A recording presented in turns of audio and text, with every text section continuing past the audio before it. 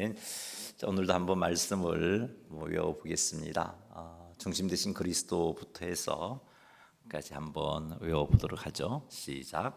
중심 되신 그리스도. 고린도후서 5장 17절 말씀. 그런즉 누구든지 그리스도 안에 있으면 새로운 피조물이라. 이전 것은 지나갔으니 보라 새 것이 되었도다. 중심 되신 그리스도. 갈라디아 2장 20절 말씀. 내가 그리스도와 함께 십자가에 못 박혔나니 그런즉 이제는 내가 사는 것이 아니요 오직 내 안에 그리스도께서 사시는 것이라. 이제 내가 육체 가운데 사는 것은 나를 사랑하사 나를 위하여 자기 자신을 버리신 하나님의 아들을 믿는 믿음 가운데 사는 것이라. 그리스도께 순종. 로마서 12장 1절 말씀. 그러므로 형제들아 내가 하나님의 모든 자비하심으로 너희를 권하노니 너희 몸을 하나님이 기뻐하시는 거룩한 산제물로 드리라. 이는 너희가 드릴 영적 예배니라. 그리스도께 순종. 요한복음 14장 21절 말씀. 나의 계명을 지키는 자라야 나를 사랑하는 자니 나를 사랑하는 자는 내 아버지께 사랑을 받을 것이요 나도 그를 사랑하여 그에게 나를 나타내리라. 말씀. 디모데후서 3장 16절 말씀. 모든 성경은 하나님의 감동으로 된 것으로 교훈과 책망과 바르게 함과 의로 교육하기에 유익하니. 말씀. 여호수아 1장 8절 말씀. 이 율법책을 내 입에서 떠나지 말게 하며 주야로 그것을 묵상하여 그 안에 기록된 대로 다 지켜 행하라. 그리하면 내가 형통하리라. 기도. 요한복음 15장 17절 말씀. 너희가 내 안에 거하고 내 말이 너희 안에 거하면 무엇이든지 원하는 대로 구하라. 그리하면 이루리라. 기도. 빌립보서 4장 6, 7절 말씀. 아무것도 염려하지 말고 다만 모든 일에 기도와 간구로 너희 구할 것을 감사함으로 하나님께 아뢰라. 그리하면 모든 지각에 뛰어난 하나님의 평강이 그리스도 예수 안에서 너희 마음과 생각을 지키시리라. 교제. 마태복음 18장 20절 말씀. 두세 사람이 내 이름으로 모인 곳에는 나도 그들 중에 있느니라. 교제. 히브리서 10장 24절 25절 말씀. 서로 돌아보아 사랑과 선행을 격려하며 모이기를 피하는 어떤 사람들의 습관과 같이 하지 말고 오직 권하여 그날이 가까움을 볼수록 더욱 그리하자. 증거. 마태복음 4장 19절 말씀. 말씀하시되 나를 따라오라 내가 너희를 사람을 낚는 어부가 되게 하리라 하시니. 증거. 로마서 1장 16절 말씀. 내가 복음을 부끄러워하지 아니하노니 이 복음은 모든 믿는 자에게 구원을 주시는 하나님의 능력이 됨이라. 그리고 헬라인에게로다. 모든 사람이 죄를 범함. 로마서 3장 23절 말씀. 모든 사람이 죄를 범하였음에 하나님의 영광에 이르지 못하더니 모든 사람이 죄를 범함. 이사야 53장 6절 말씀. 우리는 다 양 같아서 그릇 행하여 각기 제 길로 갔거늘 여호와께서는 우리 모두의 죄악을 그에게 담당시키셨도다. 죄의 형벌. 로마서 6장 23절 말씀. 죄의 삭은 사망이요 하나님의 은사는 그리스도 예수 우리 주 안에 있는 영생이니라. 죄의 형벌. 한 번 죽는 것은 사람에게 정해진 것이요 그 후에는 심판이 있으리니. 그리스도가 형벌을 받음. 로마서 5장 8절 말씀.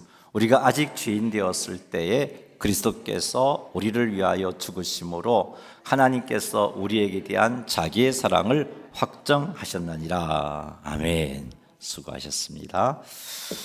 자, 오늘은 잠언 말씀을 가지고 또 하나님의 지혜를 살피겠는데 오늘의 잠언의 주제는 게으름에 관한 말씀입니다. 이 게으름이 얼마나 우리를 참 영적으로 육적으로 피폐하게 만드는 것인지를 우리에게 말씀해 주고 있습니다. 또 오늘 이 말씀을 통해서 우리에게 있는 게으름들, 특별히 또 영적인 게으름들을 살펴보시고 있다면 하나님 앞에 그 게으름들을 정리해서 하나님을 바르게 쓰게 되는 귀한 역사가 우리 가운데 충만하게 되기를 주의 이름으로 축복합니다. 30절 한번 읽어보겠습니다. 내가 게으른 자의 밭과 지혜 없는 자의 포도원을 지나며 본 적. 아멘. 여기 게으른 자와 지혜 없는 자는 같은 의미의 말입니다. 히브리인들에게 있어서 게으름은 지혜가 없음에서 나오는 것으로 여겼습니다. 그래서 잠언에서 지혜를 하나님의 온 것으로 그렇게 여기고 있는데, 이런 지혜가 없으면 자연스럽게 그의 삶 속에서 게으름이 나타난다라고 여겼던 것이죠. 그래서 오늘 이 30절의 게으른 자랑 지혜 없는 자는 같은 의미의 사람이다. 게으른 사람으로 그렇게 이해를 하시면 되겠습니다.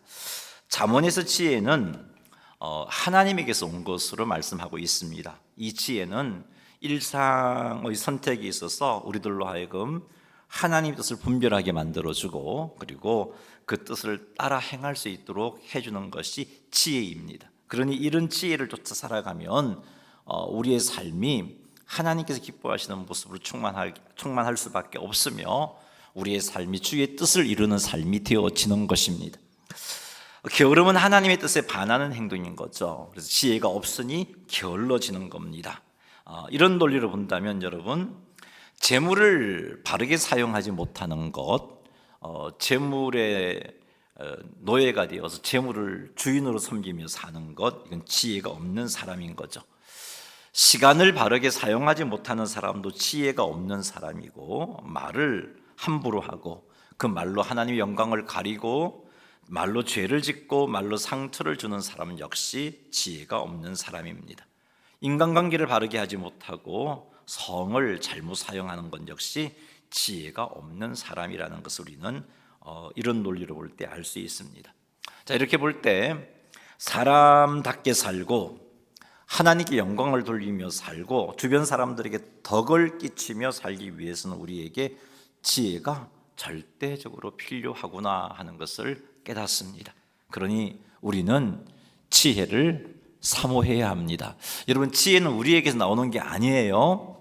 잠언이 말씀하시는 지혜는 하나님에게서 나오는 겁니다. 그래서 우리는 그 지혜를 사모하고 지혜를 달라고 하나님께 간구해야 합니다. 우리 하나님은 지혜의 근원 되시죠. 하나님은 지혜이십니다. 그분은 후히 주시고 꾸짖지 않으시는 분이에요. 그래서 야고보서는 우리들에게 하나님께 지혜를 간구하라고 그렇게 도전해 주고 있습니다. 그리고 잠언을 보면은 지혜는 여호와를 경외하면서 얻는 것이라고 말씀하고 있습니다. 하나님을 경외할 때 우리는 하나님에게서 오는 지혜를 갖출 수 있게 되는 겁니다. 그러니 사랑하는 성도 여러분, 우리 하나님을 경외하는 삶을 사십시다. 그리고 지혜를 사모하며 사십시다. 그리고 지혜를 간구하며 사십시다. 그리하여 지혜를 갖추어서 하나님 앞에 온전한 모습으로 서고 영광을 돌려야 되겠습니다. 한번 점검해 보십시오. 재물을, 물질을 바르게 사용하지 못하고 있지는 않은지, 시간을 바르게 사용하지 못하고 있지는 아니한지, 말이 실수가 많은지, 인간관계가 어려운지, 성적으로 죄를 짓고 있지는 아니한지 한번 스스로를 한번 돌아보시기 바랍니다. 사랑하는 성도 여러분, 우리는 이런 부분에 있어서 하나님을 바르게 쓰기 위해서 지혜를 갖추어야 됩니다. 꼭 지혜를 갖추셔서 이런 재물이라든지 시간이라든지 언어, 행동, 인간관계, 성적인 모든 부분에 있어서 주의 뜻을 이루어내며 하나님께 영광을 돌려드리는 성도님들이 다 되시기를 주님의 이름으로 축복합니다. 솔로몬이 게으른 사람, 지혜 없는 자의 밭과 포도원을 지나게 되었는데 그 밭과 포도원을 보니 엉망이었습니다. 31절 한번 읽어보죠. 가시덤불이 그 전부에 퍼졌으며 그 지면이 거친 풀로 덮였고 돌담이 무너져 있기로. 아멘.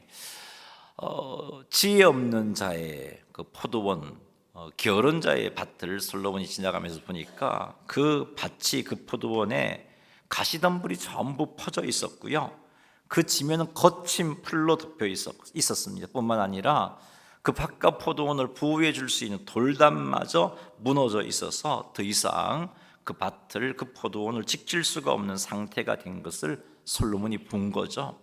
여러분, 농경 시대 때 그가 가지고 있는 밭이, 특별히 이 고대 건동 지역에 포도 농사를 열심히 짓고 있는 그곳에 그가 가지고 있는 포도밭이 이렇게 되어 버렸다면 그 사람은 경제적으로 굉장히 힘들고 어려운 상태일 수밖에 없습니다.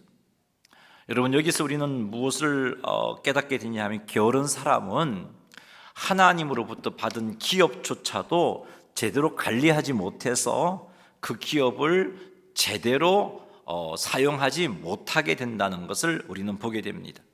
지혜가 없는 사람은 하나님께서 주신 기업이 대적들의 노략으로부터 지켜내는 그런 능력까지 없는 상태로 살아가게 된다는 것을 이 말씀을 통해서 깨닫습니다. 게으름과 지혜가 없으면 이렇게 무서운 것입니다. 이것은 영적으로도 동일하게 적용이 되어집니다. 영적으로도 게으른 사람에게는 이런 결과가 찾아옵니다. 영적인 게으름이 무엇인가요? 영적인 게으름이란 하나님과의 관계, 또 말씀, 기도, 예배, 또 성례, 이와 같은 은혜의 수단에 있어서 그것을 소홀히 하고 거룩함과 순종을 추구하지 않는 것이 영적인 게으름입니다. 즉 하나님과의 관계를 소홀히 하는 것, 영적인 게으름이에요. 말씀과 기도 생활을 소홀히 하는 것, 영적인 게으름입니다. 예배를 소홀히 하는 것, 성례를 소홀히 하는 것. 우리 기독교의 성례가 뭐가 있나요? 뭐가 있죠? 네, 세례와 성찬이 우리 기독교의 성례입니다. 이런 세례를, 성례를 소홀히 하는 것도 영적인 게으름입니다. 순종해야 하는데 순종을 미루는 것, 이것도 영적인 게으름입니다. 이런 게으름들이 우리에게 있으면 솔로몬이 게으른 자의 밭에서 본 그런 결과들이 우리에게 나타난다는 것입니다. 이런 영적인 게으름의 원인은 이것이 얼마나 중요한지, 이것을 향한 하나님 뜻이 무엇인지를 모르기 때문이에요. 다시 말해서 지혜가 없기 때문에 영적으로 우리가 게으른 삶을 살아가는 겁니다. 이 같은 영적인 게으름은 우리의 마음에 가시덤불이 퍼지게 만듭니다. 가시덤불은 죄를 상징하고 그 가시덤불은 고통을 상징합니다. 영적인 게으름은 죄가 그 삶 전반에 퍼지게 만듭니다. 영적으로 게으르게 되면요, 음란과 탐욕과 분노와 미움과 불신앙이 그 마음을 차지하게 됩니다. 그리고 영적인 게으름은 우리의 마음에 거친 풀로 덮이게 됩니다. 거친 풀로 덮인 그곳은 경작되지 않는 밭이잖아요. 방치된, 하나님께서 기업으로 주신 그 밭을 경작하지 못하고 그냥 놀리고 있는 그런 상태가 되어버린다는 겁니다. 우리의 마음이 경작되지 못한 상태로 방치가 되면 여러분, 우리의 마음은 우리의 죄성이 주장해버립니다.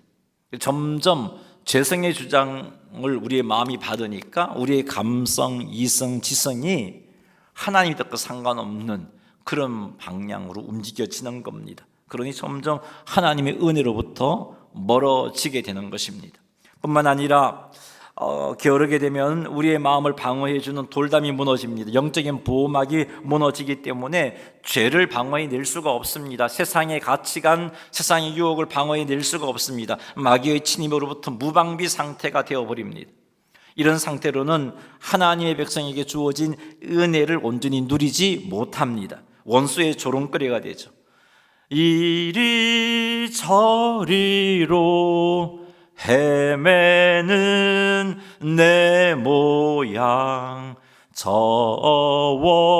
원수 조롱하도다. 우리의 삶이 이렇게 된단 말이에요. 원수의 조롱거리가 됩니다. 죄로 인하여 영과 육이 고통을 겪게 되고요, 하나님의 영광을 가리고 하나님께 주신 직분도 제대로 감당하지 못하고 사명도 감당하지 못하게 됩니다. 얼마나 무서운 것인가를 알 수 있습니다. 그러니 사랑하는 성도 여러분, 게으름 경계하십시오. 게으름 그것 좀 허용한다고 뭐가 잘못되겠냐? 아니요, 잘못됩니다.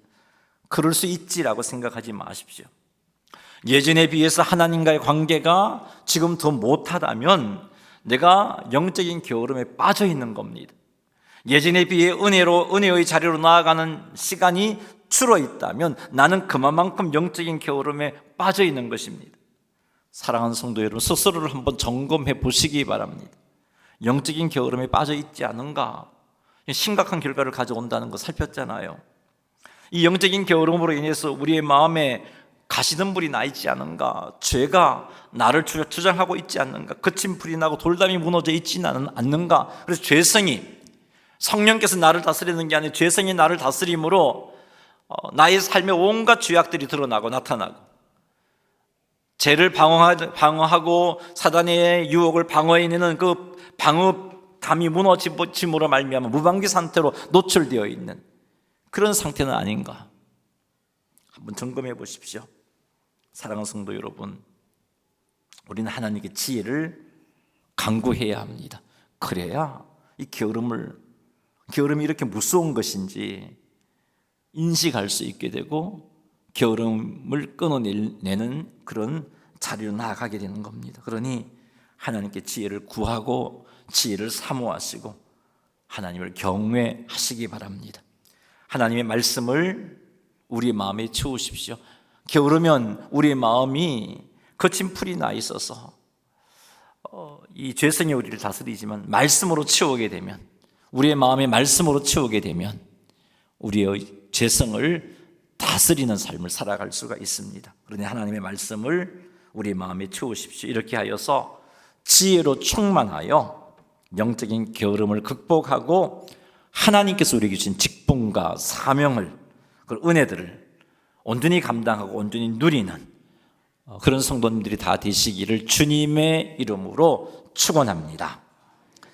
32절을 한번 읽어보겠습니다. 내가 보고 생각이 깊었고 내가 보고 훈계를 받았노라. 아멘. 지혜로운 솔로몬은 게으른 자의 밭이 가시는 불로 퍼진 것을 보고 지혜 없는 자의 포도밭이 돌담이 무너진 것을 보고 생각이 깊었고 훈계를 받았다라고 그렇게 기록하고 있습니다.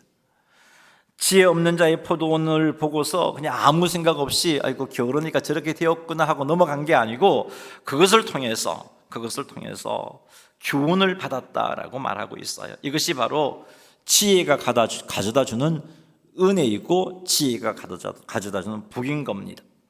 여기 32절에 보면 내가 보고 생각이 깊었고 라는 표현이, 여기 보고라는 단어가 나오는데 히브리어의 보고에 해당되는 단어가 6가지가 있습니다. 첫 번째 단어는 라아라는 단어인데 눈으로 보는 거예요. 눈으로 보고 또 이해하고 깨닫는 그런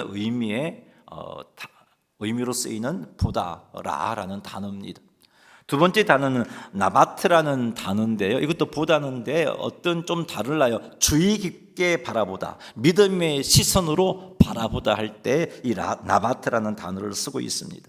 세 번째 단어는 슈로라는 단어인데 감시하다, 관찰하다라는 뜻이에요. 네 번째 단어는 차파라는 단어인데 높은 곳에서 이렇게 바라보는 것. 이 파수꾼이 경계할 때, 선지자가 예언할 때, 선지자의 개념은 높은 곳에서 저 멀리 보이는 하나님의 은혜로 보이는 그 산봉우리를 바라보면서 선포한다는 그런 의미이기 때문에 차파라는 단어를 쓰고 있습니다. 그리고 샤아라는 단어는 호의를 가지고 바라보다는 거죠. 그래서 그분이 어떤 행동을 하는지, 어떤 말씀을 하시는지 좀 좋은 마음을 가지고 수용하고자 하는 자세로 보는 것을 의미합니다. 그리고 하자라는 단어가 있는데요, 계시를 보다라는 그런 의미도 있고 환상을 보다라는 의미도 있어요. 자, 그런데 여기 우리 잠언 24장 32절에 내가 보고 생각이 깊었고의 이 보고는 하자라는 단어를 쓰고 있습니다. 솔로몬이 게으른 자의 밭을 보고 하나님의 지혜로 하나님의 뜻을 보게 되었다는 의미로 하자라는 단어를 쓰고 있는 거예요. 게으른 자의 밭이 황폐하게 된 것을 보고서는 그것을 통해서 하나님께서 계시해 주는 것을 깨닫게 되었다는 의미로 하자라는 단어를 쓰고 있는 겁니다. 그리고 32절 뒤에 나오는 보고는 라아라는 단어를 쓰고 있어요. 우리 한글은 둘 다 보고라고 번역했지만 히브리어 단어는 달라요. 이 라는 눈으로 보다라는 의미도 있지만 이해하다, 깨닫다라는 그런 의미를 가지고 있습니다. 그래서 솔로몬은 지금 이 32절에서 어떤 의미로 말하고 있냐면은 이 게으른 자의 밭을 보면서 그것을 통해서 하나님께서 말씀해 주시는 것을 내가 보게 되었고 그리고 그것을 이해하게 되었다라는 그런 말씀을 하고 있는 겁니다. 사랑하는 성도 여러분, 우리에게 필요한 것이 바로 이겁니다. 우리의 삶 속에서 일어나는 일들을 보고 우리 하나님의 뜻을 보아야 하고 그 뜻을 이해해야 하는 겁니다. 그러기 위해서 필요한 게 지혜입니다. 우리 삶 속에 어떤 일이 일어났는데 그 일을 보고 깨닫지도 못하고 이해하지도 못하면 우리는 어리석은 삶을 살아갈 수밖에 없습니다. 이런 지혜, 하나님께서 주신 지혜로 내 삶 속에서 일어난 일들을 통해서 주의 뜻을 깨닫고 주의 뜻을 이해하는 삶을 살 때 우리는 하나님께서 기뻐하시는 행동을 할 수 있습니다. 주변에서 일어나는 일들을 통해서 주의 뜻을 깨달아서 하나님의 바로 서게 되는 겁니다. 이해할 수 없는 문제 앞에서도 하나님의 뜻을 알기 때문에, 하나님의 뜻을 깨닫기 때문에 소망을 품으며 인내할 수가 있습니다. 이런 지혜가 있을 때 내가 잘못된 삶을 살고 있더라도 내가 당장에 그 잘못으로 말미암아 징계를 받지 않지만 주변에 일어나는 일들을 통해서 내가 하는 이 일을 하나님이 기뻐하지 않구나 깨달아서 징계 받기 전에 하나님께로 돌이킬 수가 있는 겁니다. 그러니 사랑하는 성도 여러분, 이런 지혜가 있어야 돼요. 이런 지혜가 있어야 우리 삶 속에 일어나는 일들을 통해서 지혜, 하나님의 뜻을 보고 깨닫게 되는 역사가 일어나는 겁니다. 그러니 사랑하는 성도 여러분, 사모하고 간구하십시오. 일어나는 일들을 보고 주의 뜻을, 주님의 계시를 깨달아 알 수 있게 해달라고 기도하십시오. 따라하십시다. 주여 내게도 이런 지혜를 주소서. 이런 지혜가 있어야 돼요. 이런 지혜가 있어야 오늘날같이 참으로 참과 거짓을 분별하기 힘든 세상 가운데 주님의 뜻을 분별해낼 수가 있고요, 이해할 수 없는 일들이 일어나는 상황 가운데서 주의 뜻을 깨달아 알고 하나님 앞에 바르게 설 수가 있습니다. 사랑하는 성도 여러분, 그러니 이런 지혜를 사모하고 기도하고 그래서 하나님 주신 지혜를 갖추어서 우리의 삶 속에서 주님의 뜻을 깨달아 알아 하나님께 온전히 서고 영광 돌려드리시는 성도님들이 다 되시기를 주님의 이름으로 축원합니다. 솔로몬이 32절에서 내가 이 참 지혜 없는 자의 밭이 황폐한 것을 보고 깨달았다는 것, 하나님의 뜻을 깨달았다고 말했어요. 그 하나님의 뜻이 무엇인가? 그 하나님의 뜻이 바로 33절, 34절이에요. 그 깨달은 것을 솔로몬이 언급하고 있습니다. 우리 33절, 34절 한번 읽어보겠습니다. 내가 좀 더 자자, 좀 더 졸자, 손을 모으고 좀 더 누워 있자 하니 내 빈궁이 강도같이 오며 내 곰핍이 군사같이 이르리라. 아멘. 이것을 깨달았던 거예요, 솔로몬이. 하나님의 지혜로 지혜 없는 자의 포도원이 황폐한 것을 보고 미련한 자의 그 밭이, 게으른 자의 밭이 엉망인 것을 보고 이런 지혜를 깨달았던 거예요. 이 지금 내가 좀 더 자자, 좀 더 졸자, 손을 모으고 좀 더 누워 있자 하니 내 빈궁이 강도같이 오며 내 곰핍이 군사같이 이른다는 것은 어떤 교훈이 있냐면, 첫째는 게으름이라는 것은 사소한 것에서부터 시작된다는 겁니다. 좀 더 자는 게 무슨 별 문제가 있을까? 좀 더 자자, 좀 더 졸자, 좀 더 누워 있자, 좀 더라는 단어가 3번이나 사용되고 있는데 처음부터 엄청난 게으름이 아니라는 거예요. 하찮게 생각할 수 있는 그 게으름에서부터 시작되어지는 거다라는 것을 말씀해 주고 있습니다. 그러므로 솔로몬이 우리에게 그가 밭을 보고 깨달음을 가지고 우리에게 주는 도전이 무엇인가 하면 사소하게 생각되는 게으름조차도 경계하라는 겁니다. 사소하게 생각되는 게으름조차도 누구든지 할 수 있는 그런 게으름 아닌가 싶은 것조차도 경계하라는 겁니다.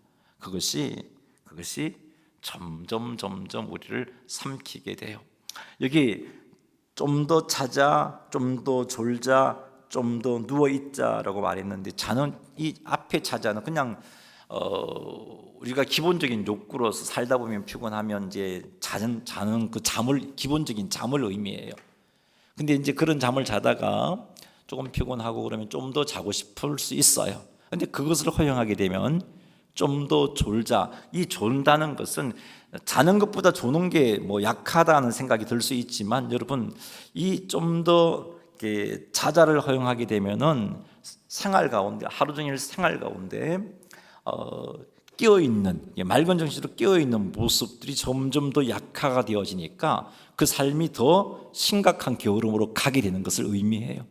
여기까지 가버리면 이번에 아예 누워있자고 그렇게 해버려요. 이게 점점 심각한 그런 게으름들이 우리에게 쏟아진다는 것을 보여주고 있습니다. 사소한 게으름을 허용하게 되면 심각한 게으름이 우리를 삼키게 된다는 교훈을 주고 있어요. 두 번째는요, 게으름은 필연적으로 파괴적인 결과를 낳는다는 겁니다. 이게 솔로몬이 깨달은 거예요. 내 빈궁이 강도같이, 곰핍이 군사같이 임한다는 표현은 게으름의 결과가 심각하게 임하고 그 결과에 저항할 수도 없고 그 결과가 파괴적이다 하는 것을 말씀하고 있는 겁니다. 사랑하는 성도 여러분, 우리 살펴봤잖아요. 그 영적인 게으름이 가지고 오는 그 결과들이 얼마나 무서운가를 살펴봤잖아요. 육적인 게으름이 가지고 있는 그 결과들이 그의 산업을 완전 파괴시켜버리고 경제적인 고통에 빠지게 하는 것임을 살펴봤잖아요. 사랑하는 성도 여러분, 가볍게 생각할 수 있는 게으름이 이렇게 신속하게 치명적인 결과를 가지고 온다는 것을 명심하시기 바랍니다. 오늘 말씀이 우리에게 이 지혜를 주고 있습니다.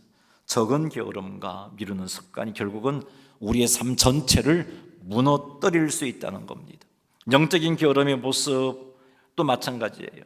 말씀과 기도의 자리를 비우는 것에서부터 시작될 수 있어요. 말씀 한번 빼먹을 수 있고 기도 한번 빼먹을 수 있는데 거기서부터 시작돼요. 예전보다 기도 생활이 줄었다고 뭔가 큰일이 날까 이런 생각할 수 있는데, 이런 생각이 위험한 생각이에요. 빈궁이 강도같이 임하고 곰핍이 군사같이 임한다는 말씀을 기억하십시오. 사랑하는 성도 여러분, 우리의 삶에 있어서 영적으로 육적으로 게으름이 있는지 한번 점검해 보시기 바랍니다. 심각한 결과를 가져올 수 있는 이 게으름들을 점검하셔서 그 게으름에서 벗어나야겠습니다. 그래서 하나님께 합당한 모습으로 생활해야겠습니다. 말씀을 맺겠습니다. 게으름은 단순한 행동의 느림이 아닙니다. 하나님의 뜻을 분별하지 못하는 지혜 없음에서 비롯된 심각한 영적인 문제입니다. 게으름은요, 하나님에게서 나오는 지혜가 없기 때문에 나타나는 거예요. 그리고 그 게으름의 결국은 삶의 모든 영역, 육적인 영역과 영적인 영역의 황폐함을 가져다 준다는 것을 깨달았습니다. 영적으로 게으르게 되면 죄와 세상과 사탄의 공격을 방어하지 못하게 되고 우리로 하여금 죄를 짓게 만든다는 것을 깨달았습니다. 그러므로 우리는 게으름은 참으로 심각한 것이고 경계해야 할 것이고 끊어내어야 할 것입니다. 여러분, 우리는 게으름을 쉽게 생각해요. 간음죄는 엄청나게 강하게 생각하고 무서운 죄를 생각하는데 게으름은 쉽게 생각해요. 그런데 여러분, 이 게으름에서 간음이 나와요. 이거 다 아셔야 돼요.